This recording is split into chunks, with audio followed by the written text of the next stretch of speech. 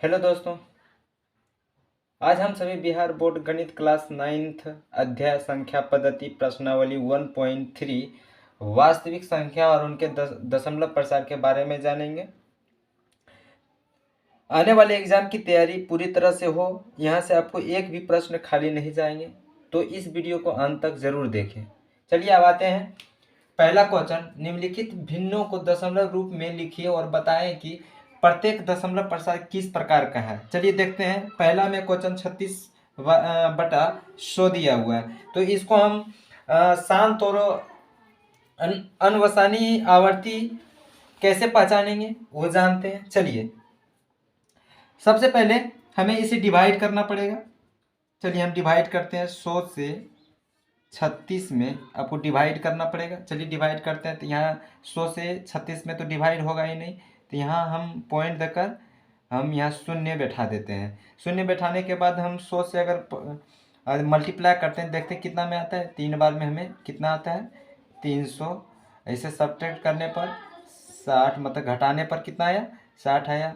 Point के बदले हम एक शून्य यहाँ पर और बैठा सकते हैं, तो इसके लिए हमें क्या है, 6 बार में 600 आ जाता है। यहाँ पर शेषफल क्या आता है, शून्य आता है। तो सबसे पहले हम इस पॉइंट को यहाँ पर लिख लेते हैं, 0.36। अब आते हैं चूंकि चूंकि चूंकि शेषफल क्या है हमारा, शून्य है। शेषफल क्या है, शून्य है। इसलिए 36/100 का दशमलव प्रसार क्या होगा,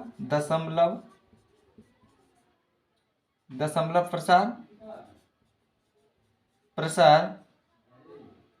क्या होगा, 0.36 शांत होगा। क्या होगा, शांत है। सबसे पहले ध्यान से दीजिए, जब यहाँ पर आप शेषफल शून्य आता है, तो वो इस स्थिति में हम क्या कहेंगे कि वो शांत है। अगर यहाँ पर अगर शेषफल अगर शून्य नहीं होकर रिपीट होता जाता है, तो वो उस स्थिति में हम उसे शांत नहीं, अनवसानी आवर्ती स्थिति हमें क्या करना पड़ेगा। सबसे पहले हमें भाग देना पड़ेगा। चलिए 11 से भागा देते हैं 1 में, तो इसमें आप देख सकते हैं कि 11 से 1 में डिवाइड तो नहीं होता है। यहाँ पर पॉइंट देकर हम क्या करेंगे, 0 बैठाएंगे। तो ऊपर भी क्या है, जो आपका भाजक है उससे आपका क्या है, ये कम है। तो आप देख सकते हैं कि यहाँ पर हम क्या कर सकते हैं, इसे अगर अंक को बढ़ाना है तो यहाँ पर 0 देकर हम एक 0 और बिठा सकते हैं। चलिए अब आते हैं।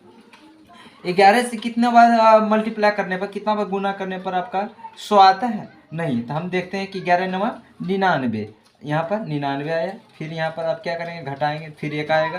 फिर वही स्थिति है कि पॉइंट के बदले हम एक 0 बैठा सकते हैं, लेकिन दूसरा 0 नहीं बैठा सकते। यहाँ से आपका कम है इसलिए नहीं लगेगा, तो एक 0 बैठाने के बाद फिर यहाँ एक 0 बैठाएंगे। इस स्थिति में फिर 9 बार में हम क्या लगाएंगे, 99 लगाएंगे। फिर आप देखते हैं कि फिर 1 आ रहा है, यहाँ भी 1 आया था। फिर यहाँ पर शेषफल देख रहे हैं आप। अब देखिए शेषफल, अभी तुरंत मैंने बताया था कि उस स्थिति में जिस पर अगर शेषफल में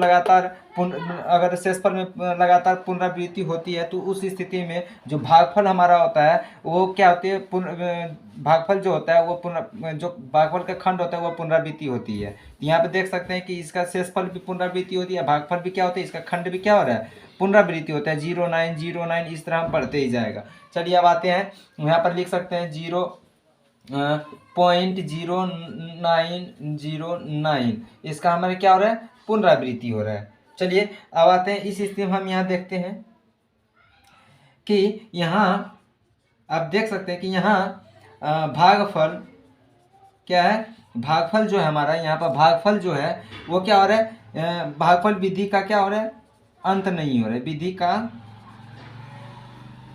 अंत नहीं हो रहा है, तथा हमारा जो शेषफल है, शेषफल क्या हो रहा है, पुनः एक प्राप्त हो रहा है। देखिए आप बार बार देखेंगे पुनरावृत्ति हो रही है, तथा शेषफल पुनः एक प्राप्त हो रहा है।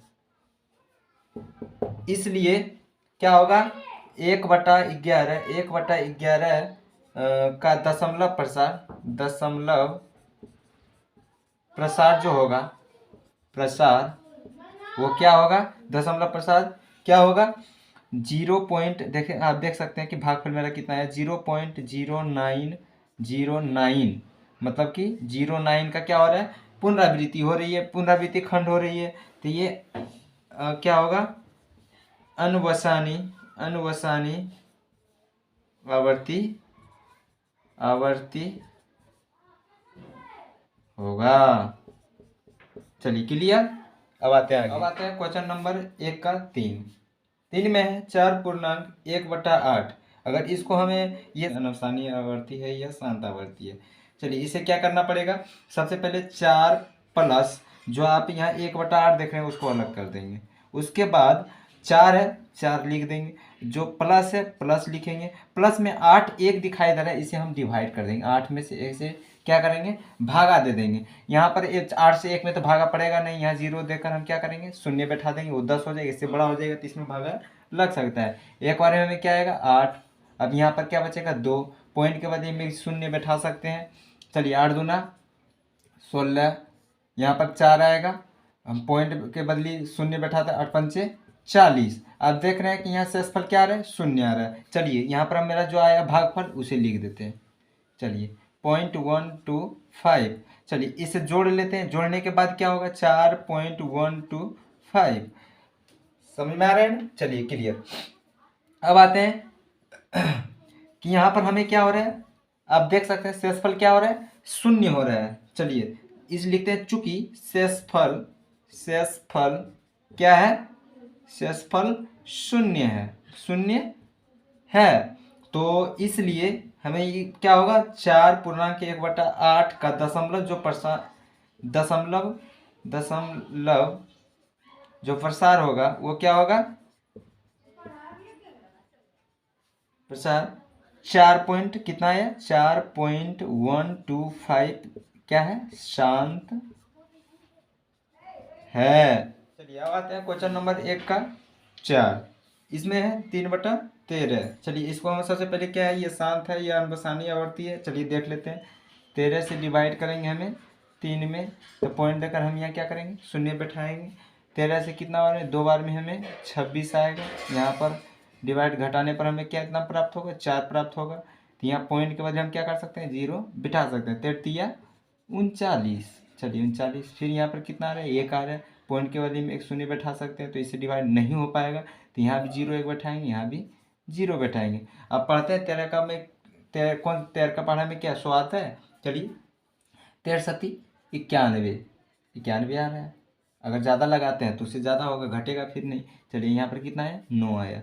हम पॉइंट के बदले क्या कर सकते हैं, 0 बैठा सकते हैं। 13 छक 78, 13 सती 91, तो 7 पर नहीं, 13 छक 78, 7 पर 8। चलिए हम यहाँ पर आते हैं, तो मेरा आता है 12, तो पॉइंट के बदले हम एक 0 और बैठा सकते हैं। 13 नमा 17, हाँ से मतलब 117। चलिए अब यहाँ आते हैं, 3 आता है। फिर से देखिए आप पुनरावृत्ति स्टार्ट होता है। जब यहाँ पर क्या हो रहा है, शेषफल हम बार बार बोलेंगे, जब शेषफल की पुनरावृत्ति होती है, देखिए यहाँ 3 था, फिर यहाँ 3 पुनरावृत्ति हो रहे थे, वहाँ पर क्या होगा, जो भागफल भी जो होगा वो क्या होगा, इसका पुनरावृत्ति होते चल जाएगा। चलिए अब आते हैं, यहाँ पर क्या है 0.230769। यहाँ हमें क्या करना पड़ेगा, यहाँ शेषफल तो शून्य है ही नहीं, तो हम लिखेंगे यहाँ पर क्या है, शेषफल मतलब भागफल का भागफल भागफल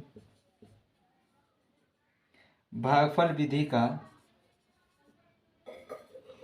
अंत नहीं हो रहा है, अंत नहीं हो रहा है,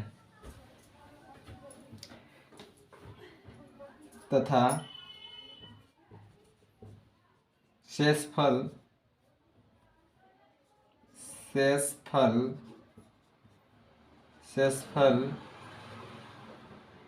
क्या होता है, 3 मतलब 3 प्राप्त हो रहा है, 3 प्राप्त हो रहा है, मतलब पुनरावृत्ति हो रहा है।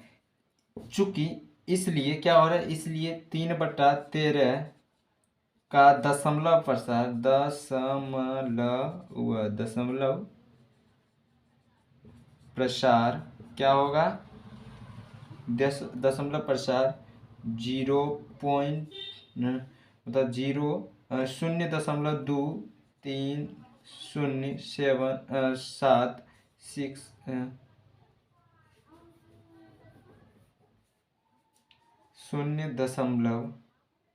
0.23076 क्या है? अनवसानी आवर्ती है।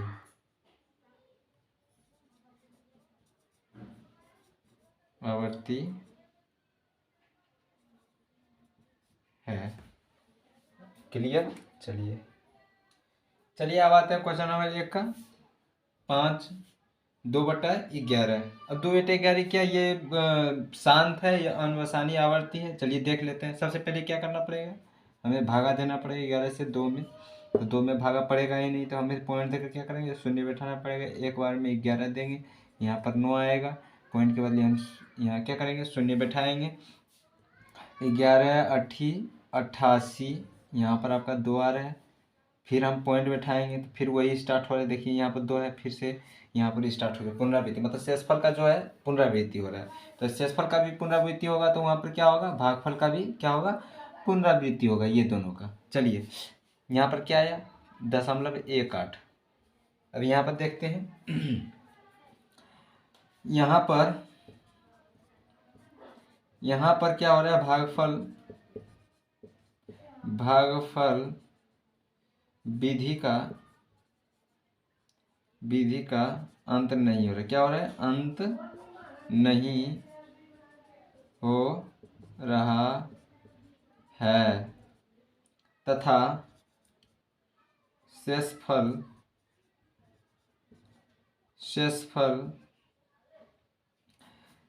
की पुनरावृत्ति हो रही। क्या हो रही, की पुनरावृत्ति हो रही है।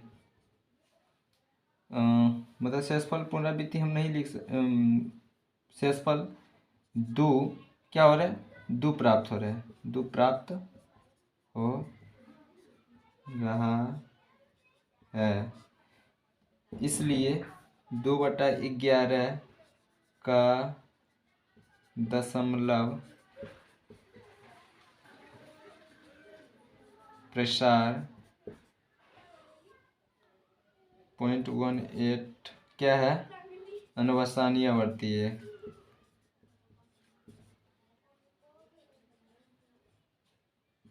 आवर्ती।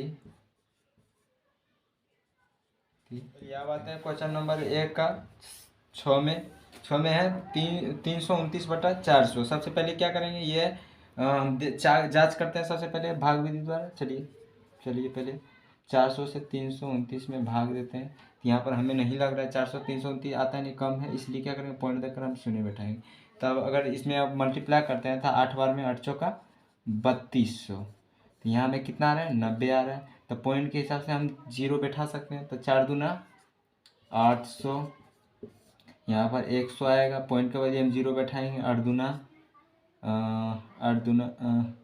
4 दूना 800 फिर आएगा। फिर यहाँ 200 आएगा।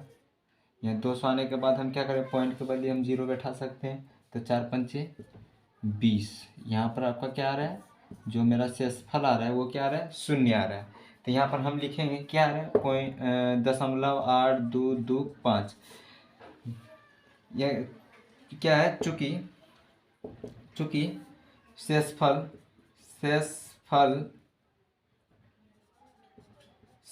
क्या है, शून्य है। इसलिए 329/400 का दशमलव प्रसार 0.8225 क्या है, शांत आवर्ती है।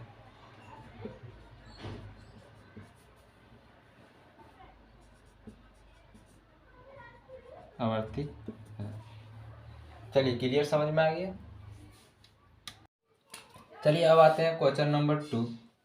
तो मैं कि आप जानते हैं कि 1/7 इक्वल टू 0.142857 है। वास्तव में लंबा भाग दिए बिना क्या आप बता सकते हैं कि 2/7, 3/7, 4/7, 5/7, 6/7 के दशमलव प्रसार क्या है? तो कैसे, अगर है तो कैसे, तो हम बता सकते हैं। चलिए देखते हैं। हाँ हाँ, दशमलव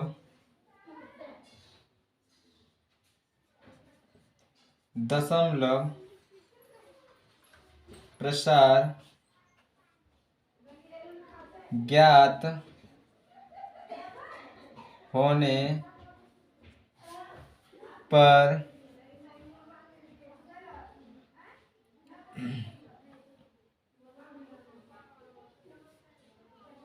दो दो 2/7, 3/7, 4/7, 5/7, 6/7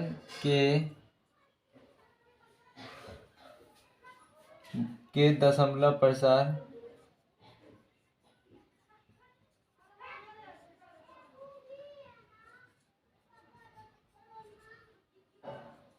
दशमलव प्रसार ज्ञात किए जा सकते, ज्ञात किए जा सकते हैं। चलिए कैसे, अब आते हैं 2/7। यहाँ हमें 1/7 का देखिए हमें क्या है, मान दिया हुआ। चलिए अब देख लेते हैं। 2/7 में हम क्या करेंगे, सबसे पहले क्या करना है, 2 यहाँ लिख देते हैं, गुना 1/7 हम तोड़ देते हैं, तो 2 एकम 2 भी हो सकता है, 7। समझ में आ रहा है? चलिए अब आते हैं यहाँ पर, अब क्या करना है, 2 है, 2 लिख देते हैं, गुना है, गुना लिख देते हैं। 1/7 का मान कितना दिया हुआ है, 0.14285 अब यहाँ हम समझ सकते हैं कि अगर इससे अगर मल्टीप्लाई किया जाए, 2 से अगर इसे मल्टीप्लाई किया जाए तो 0.285714। अब देख सकते हैं यहाँ पर हम मल्टीप्लाई, 7 दूनी 14 4, बाकी 1, 5 दूनी 10, 1 11, बाकी 1, 8 दूनी 16, 17 7, बाकी 1, 2 दूनी 4, 1 5, 4 दूना 8, और फिर 1 दूना 2। चलिए आ रहा है समझ में, क्लियर। चलिए अब आते हैं 2 बटा, बहुत आसान तरीके से किया जा सकता है, देख लें।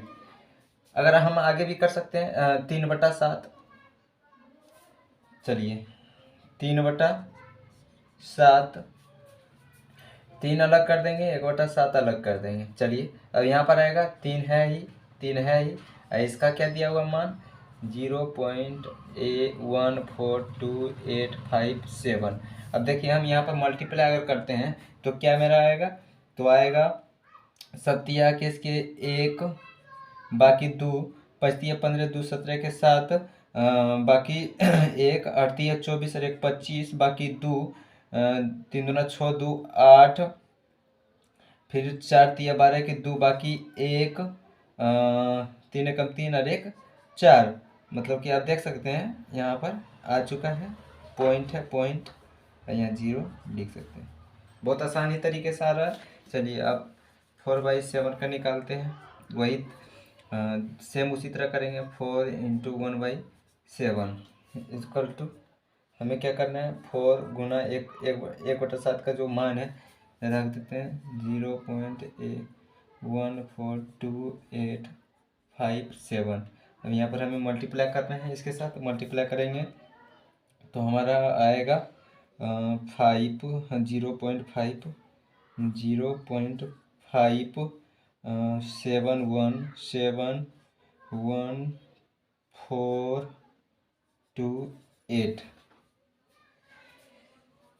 चलिए अब आते हैं 5/7।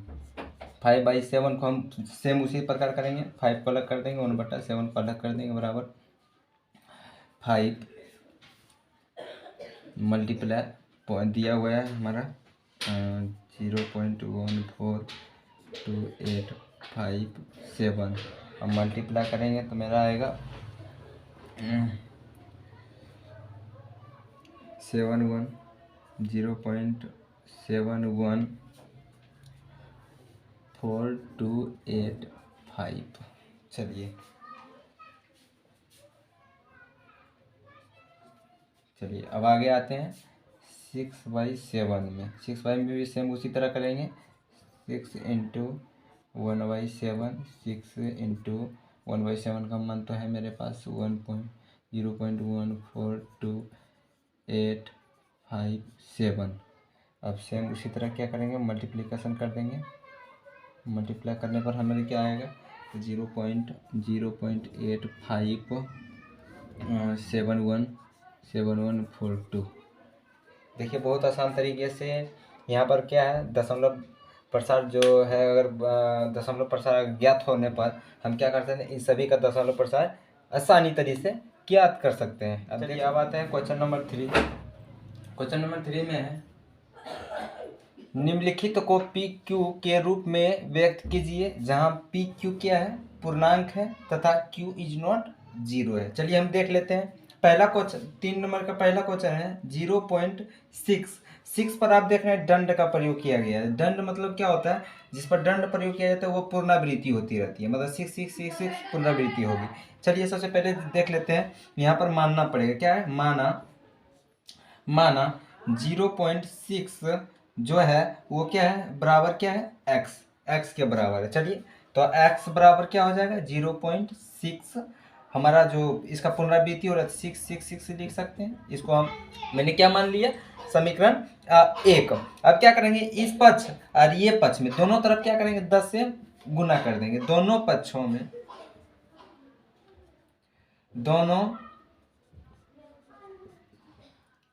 पक्षों में क्या करेंगे, 10 से गुना करने पर चलिए देख लेते हैं। 10 से गुना करते हैं तो 10x मतलब 10x हो जाएगा बराबर, इधर 10 से गुना करेंगे तो यहाँ पर आप 10 से मल्टीप्लाई करेंगे तब देखेंगे 6.666 मतलब कि आएगा। इसको हम समीकरण 2 मान लेंगे। अब देख सकते हैं समीकरण 1 और समीकरण 2। तो समीकरण 2 में से समीकरण 1 को क्या करेंगे, घटा देंगे। हम यहाँ लिखेंगे समीकरण 2 में से समीकरण 1 को घटाने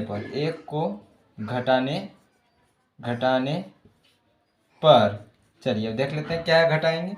चलिए तो सेकेंड में क्या है, दूसरा समीकरण क्या है, 10x बराबर 6 मतलब 6.666। चलिए ठीक है। अब समीकरण 1 क्या है मेरा, x है बराबर 0.0666। चलिए घटा देते हैं। घटाने पर क्या आएगा, 6 आएगा, ये तो कट जाएगा, सब खत्म हो जाएगा। और यहाँ पर आएगा मेरा 10x में से एक x चला जाएगा तो कितना बचेगा, 9x। अब यहाँ समझ सकते हैं 9x जो आपका है, यहाँ हमें क्या करना है, इसे हम निकाल लेते हैं। तो 9x बराबर कितना है, 6। तो x बराबर क्या होगा, 6/9। अब यहाँ समझ सकते हैं कि x बराबर, मैंने 0.6 को क्या माना था, x, तो x बराबर हम 0.6 को मान सकते हैं बराबर। यहाँ पर क्या करेंगे, 2 तिया 6 3 तिया 9 तो आएगा 2/3। यहाँ क्या है, यहाँ पर आप देख सकते हैं कि ये पी क्यू के रूप में क्या है, पी क्यू के रूप में है, पी क्यू के रूप में है कि नहीं, 2/3 क्या है पी क्यू, जहाँ पर क्यू इज नॉट 0 है, मतलब क्यू क्या है, 0 नहीं है। चलिए आ गया समझ में। अब आते हैं 3 का क्वेश्चन नंबर 2 में है 0.47। अब देख रहे हैं कि इस पर दंड लगा हुआ, क्या लगा हुआ है, दंड। मतलब कि दंड का मतलब होता है कि पुनरावृत्ति, क्या हो रहा है, पुनरावृत्ति। चलिए हम सबसे पहले हम यहाँ लिखते हैं माना 0.47 इक्वल टू क्या मानेंगे, एक्स मानेंगे। क्या मानेंगे, एक्स माने। तो एक्स बराबर क्या हो गया, 0.47 क्या हो गया, 47। हम जब इसका यहाँ पर दंड लगा हुआ तो इसका मतलब क्या होता है कि पुनरावृत्ति हो रही है। क्या चीज़ की पुनरावृत्ति हो रही है, साथ साथ देखो 7 पर लगा हुआ है तो 7 का पुनरावृत्ति हो रहा है, याद रखिएगा 7 7 का क्या हो रहा है, पुनरावृत्ति हो रहा है। चलिए हम इसको अब क्या करते हैं, दोनों पक्षों में हम क्या करते हैं 10 से गुना करते हैं, दोनों पक्षों में 10 से गुना करने पर, चलिए क्या करेंगे इधर भी और उधर भी क्या करेंगे 10 से हम मल्टीप्लिकेशन करते हैं, मतलब कि गुना करते हैं, कितना से 10 से करते हैं। चलिए इधर 10 से गुना करेंगे तो 10x हो जाएगा, बराबर इधर 10 से गुना करेंगे तो मेरा आएगा 4.777, मतलब कि पुनरावृत्ति। इसको हम समीकरण 1 मानते हैं, क्या मानते हैं, समीकरण 1।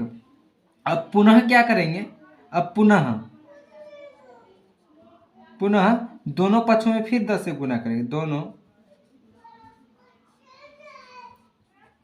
पक्षों में क्या करेंगे 10 से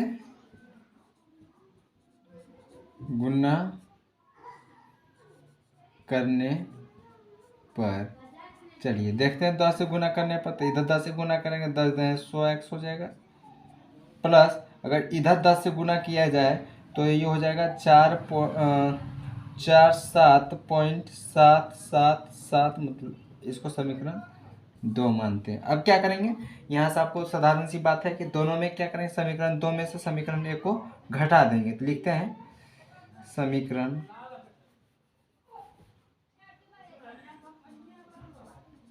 समीकरण 2 में से समीकरण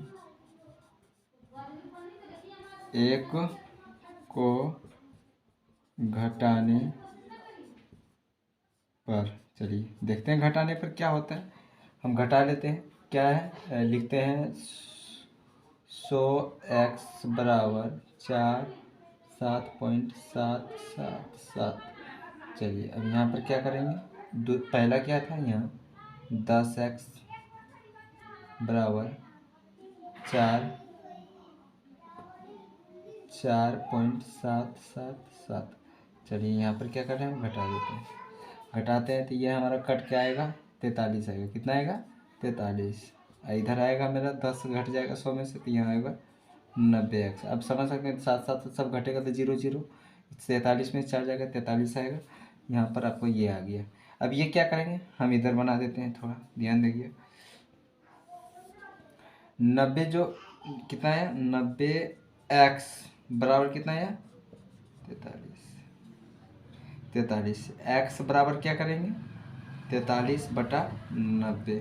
अब यहाँ ध्यान दीजिएगा x बराबर मैंने क्या करा 0.47 को क्या माना था x माना था, तो x बराबर हम ये लिख सकते हैं 0.47 बराबर 43/90। हमें क्या बोला गया कि निम्नलिखित को हमें पी क्यू के रूप में व्यक्त करना है, तो यहाँ पर क्या है ये p है ये q है, जहाँ पर q क्या है नॉट 0 है, तो ये हमारा क्या पी क्यू में बन के आ गया। आया समझ में, 3 में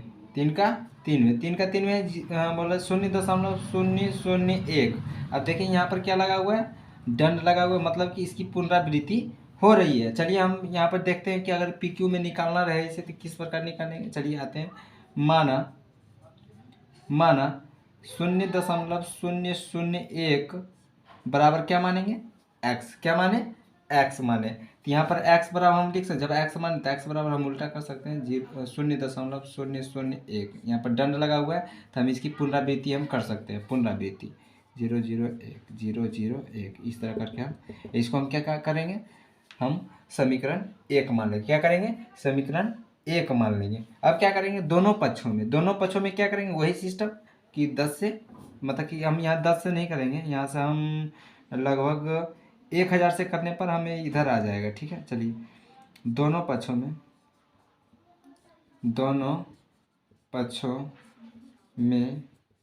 1000 से क्या करेंगे गुना करेंगे, गुना करने पर। चलिए क्या होता है गुना करने पर, चलिए इधर 1000 को अगर x से गुना करेंगे तो क्या होगा 1000x बराबर जीरो को इतना में अगर हम 1000 से मल्टीप्लाई करेंगे तो क्या होगा, हमारा 1000 से एक यहाँ इधर आ जाएगा, तो 1.001 001 001 इस तरह करके हमारा ये समीकरण हमारा क्या होगा, 2 होगा। अब क्या करेंगे, फिर वही सिस्टम लागू कि हमें समीकरण 2 में से समीकरण 1 को क्या करेंगे, घटा देंगे। लिखेंगे समीकरण 2 में से समीकरण 1 को घटाने पर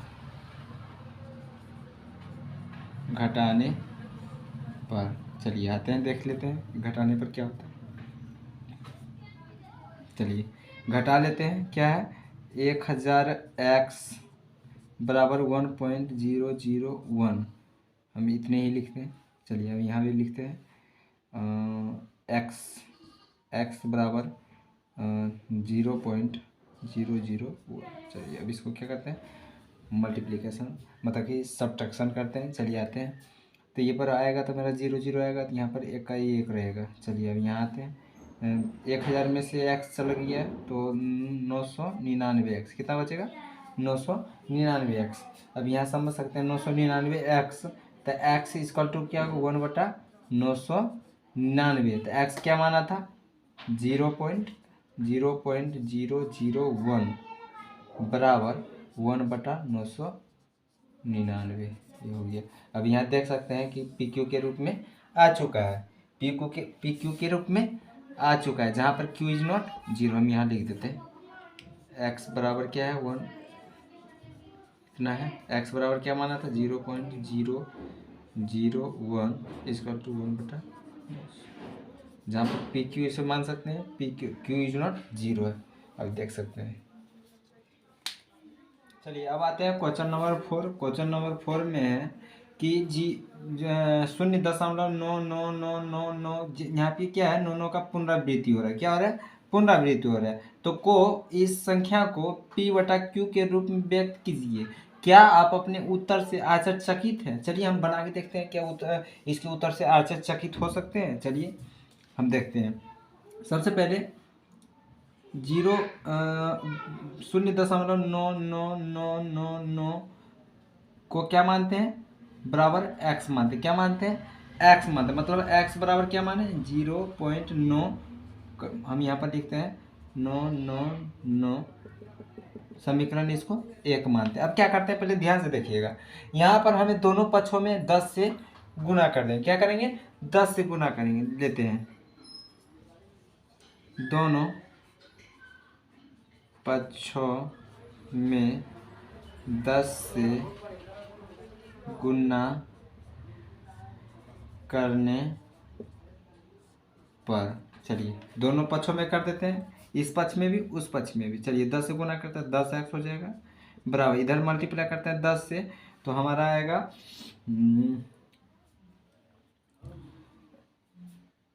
1.999, इसको मानते हैं हम समीकरण 2। चलिए अब आते हैं कि इस समीकरण 2 में से समीकरण 1 को घटाने पर, समीकरण 2 में से समीकरण 1 को घटाने पर,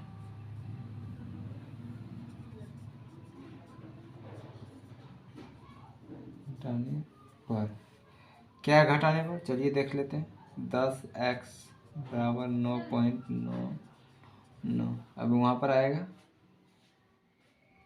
x बराबर 0.999। चलिए यहाँ पर घटाते हैं, यहाँ तक आपका 9 आएगा, इक्वल टू यहाँ 10x में से x गया यहाँ पर, तो बच गया 9x। अब यहाँ पर 9x, तो x इधर ही रहने देते हैं, तो 9/9 हो जाएगा, ये कट जाएगा। x बराबर क्या हो जाएगा 1, x का वैल्यू कितना माने थे 0.9999 बराबर 1। जहाँ पर यहाँ पर आप देख सकते हैं कि आश्चर्यचकित होने वाला बात है। क्या है, आश्चर्यचकित, क्योंकि यहाँ p हमको क्या दिया गया, PQ के रूप में व्यक्त करना है। तो पी क्यू के रूप में व्यक्त करने पर हमें क्या होता है, पी क्यू के रूप में व्यक्त हो रहा है, लेकिन उसका आंसर कितना आ रहा है, कट जाने पर क्या आ रहा है, एक आ रहा है। यहाँ पर हम यहाँ पर एक जो है यहाँ पर हम पी बटा क्यू के रूप में लिख सकते हैं, मतलब एक है तो इसके नीचे हम एक लगा सकते हैं, जहाँ पर क्यू जो एक है ये क्यू इज नॉट जीरो है। चलिए